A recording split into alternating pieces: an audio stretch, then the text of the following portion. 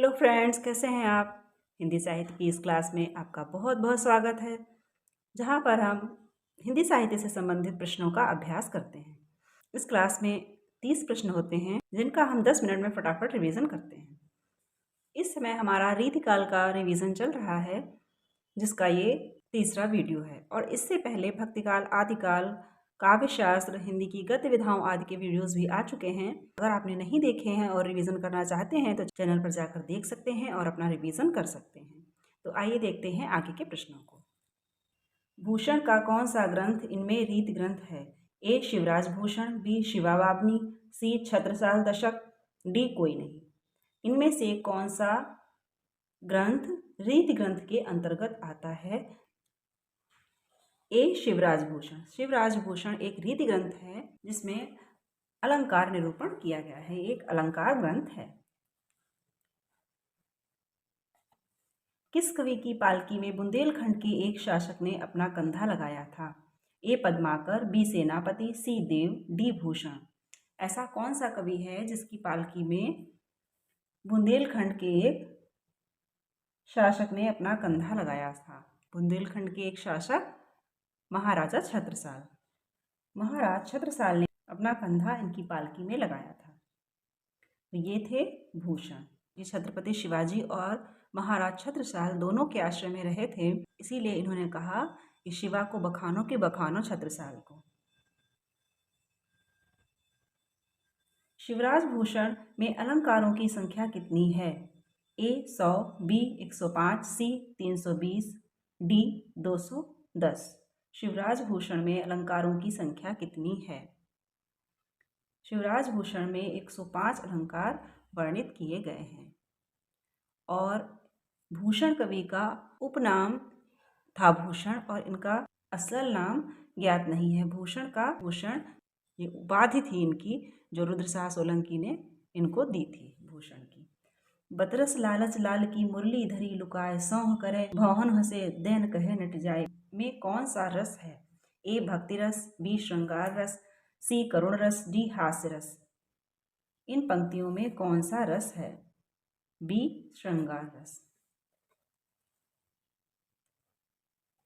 भाषा की समाज शक्ति और कल्पना की समाहार शक्ति का सर्वाधिक उपयोग इनमें से किस कवि ने किया है?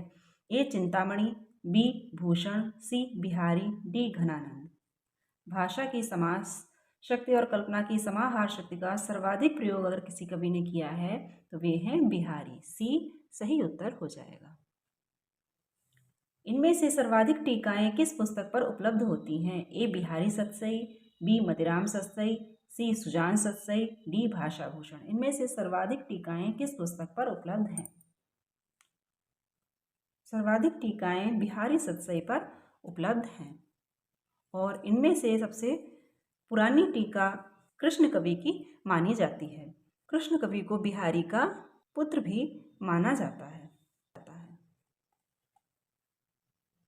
नहीं पराग नहीं मधुर मधु नहीं विकास इहकाल, ये पंक्ति किस कवि की है? ये पंक्ति बहुत ही प्रसिद्ध और उतनी ही इम्पोर्टेंट है। किसकी है? ए बिहारी, बी घनानंद, सी पद्माकर, डी सेनापति। ये पंक्ति किस कवि की है? ये बिहारी की पंक्ति है, जो इन्होंने राजा जय सिंह को लिख भेजी थी जब वे अपने राजकाज के प्रति उदासीन थे। जहांगीर जसचंद्रिका के रचयिता कवि का नाम क्या है? ए भूषण, बी घनानंद, सी केशव, डी आलम। जहांगीर जसचंद्रिका के रचयिता कवि का नाम क्या है? सी केशव। लक्षण ग्रंथकारों की परंपरा में अंतिम प्रसिद्ध कवि इनमें से कौन है? ए देव, बी पद्माकर, सी बेनी प्रवीण, डी रसलीन। लक्षण ग्रंथकारों की परंपरा में अंतिम प्रसिद्ध कवि कौन है? बी पद्माकर। इश्कलता के रचनाकार का नाम बताइए। ए बोधा, बी आलम, सी ठाकुर, डी घनानंद। इश्कलता के रचनाकार का नाम क्या है? तो इश्कलता के रचनाकार हैं बोधा। विरह वारिश और इश्कलता ये बोधा की रचनाएं हैं। तुलसी गंग दुओ भय सुकविन के सरदार, ये पंक्ति किसकी है?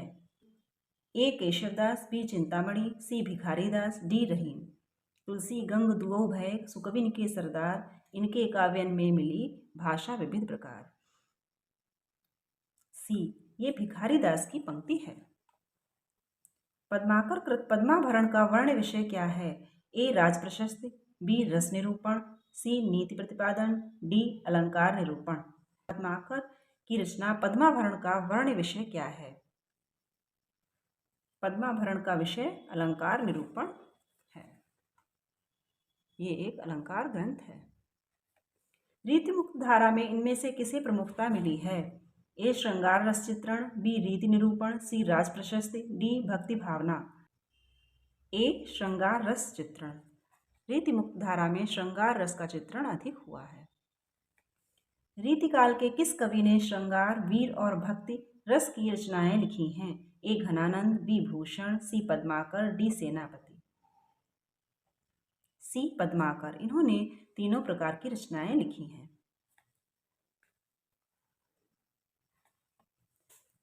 भाषा भूषण के रचयिता का क्या नाम है? ए भूषण, बी देव, सी कुलपति मिश्र, डी जसवंत सिंह। भाषा भूषण के रचयिता हैं जसवंत सिंह। इनमें से कौन सा कवि रीतिमुक्त धारा का नहीं है? ए रसलीन, बी बोधा, सी आलम, डी ठाकुर। कौन सा ऐसा कवि है जो रीतिमुक्त धारा का नहीं है? ए रसलीन। रसलीन रीतिमुक्त धारा के कवि नहीं है, बाकी तीनों रीतिमुक्त धारा के कवि हैं। इनमें से कौन रीति काव्य का भेद नहीं है? ए रीतिबद्ध, बी रीतिभुक्त, सी रीतिमुक्त, डी रीति सिद्ध। इनमें से कौन रीति काव्य का भेद नहीं है? बी रीतिभुक्त। रीतिभुक्त रीति काव्य का भेद नहीं है। रीतिकाल में रचित अधिकांश काव्य इनमें से किस प्रकार का है? ए मुक्तक, बी प्रबंध, सी कथा काव्य, डी चंपू। रीतिकाल में जो अधिकतर काव्य रचा गया है वो किस प्रकार का है? ए मुक्तक। बिहारी सतसई पर किसका प्रभाव नहीं है? ए गीत गोविंद, बी अमरूक शतक, सी गाथा सप्तशती या गाहा सप्तशती जिसको कहा जाता है, डी आर्या सप्तशती। बिहारी पर इनमें से किसका प्रभाव नहीं है? ए गीत गोविंद। इनमें से कौन सा ग्रंथ रीति ग्रंथ नहीं है? ए भाषा भूषण, बी बिहारी सतसई, सी पद्माभरण, डी कवि प्रिया। बी बिहारी सतसई। रीतिबद्ध कवियों की तुलना में घनानंद का श्रृंगार वर्णन अधिक आकर्षक है क्योंकि वह ए सुजान प्रेरित है, बी मानसल है, सी अलौकिक है, डी स्वानुभूत एवं स्वच्छंद है। रीतिबद्ध कवियों की तुलना में रीतिमुक्त कवि घनानंद का श्रृंगार वर्णन आकर्षक क्यों है? क्योंकि डी स्वानुभूत एवं स्वच्छंद है उनका श्रृंगार वर्णन, इसीलिए वो अधिक आकर्षक है। इनमें से कौन सा रीतिबद्ध कवि नहीं है? ए मतिराम, बी द्विजदेव, सी पद्माकर, डी ग्वाल कवि। इनमें से रीतिबद्ध कवि कौन सा नहीं है? बी द्विजदेव। द्विजदेव रीतिमुक्त कवियों में आते हैं, न कि रीतिबद्ध। रीतिकाल की परंपरा में अंतिम श्रृंगारी कवि शुक्ल जी किसे मानते हैं? ए पद्माकर, बी सेनापति, सी द्विजदेव, डी ग्वाल। रीतिकाल की परंपरा में अंतिम श्रृंगारी कवि शुक्ल जी ने किसको माना है? सी द्विजदेव को। शुक्ल जी ने द्विजदेव को अंतिम श्रृंगारी कवि माना है, जबकि ग्वाल को भी अंतिम श्रृंगारी कवि माना जाता है। जगत विनोद के रचयिता कवि कौन है? ए देव, बी मतिराम, सी भूषण, डी पद्माकर। जगत विनोद के रचयिता कौन है? डी पद्माकर। निम्न सूचियों को सुमेलित करके सही विकल्प का चयन कीजिए। इधर रचनाकारों के नाम और यहाँ पर उनका जन्मकाल दिया हुआ है, इसको सुमेलित करना है। केशव का जन्म 1560 में, बिहारी 1595 ईस्वी, मतिराम 1604 ईस्वी, जबकि भूषण का जन्मकाल है 1613 ईस्वी। कहीं कहीं पर केशव का जन्मकाल 1555 ईस्वी भी मिलता है। इस आधार पर ए ऑप्शन सही हो जाएगा। इनमें से मतिराम की रचना कौन सी नहीं है? ए ललित ललाम, बी छंदमाला, सी रसराज, डी अलंकार पंचाशिका।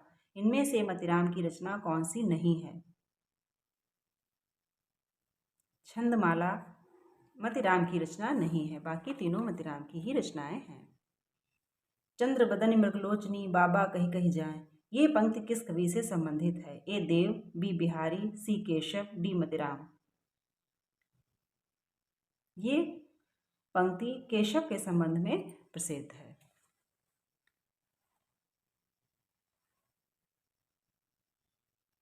निम्न सूचियों को सुमेलित करते हुए सही विकल्प का चयन कीजिए। यहाँ पर कवियों को उनके आश्रयदाताओं से मिलाना है। तो बिहारी के आश्रयदाता थे राजा जयसिंह, देव के भवानी सिंह, भूषण कवि के शिवाजी, पद्माकर के प्रताप शाही।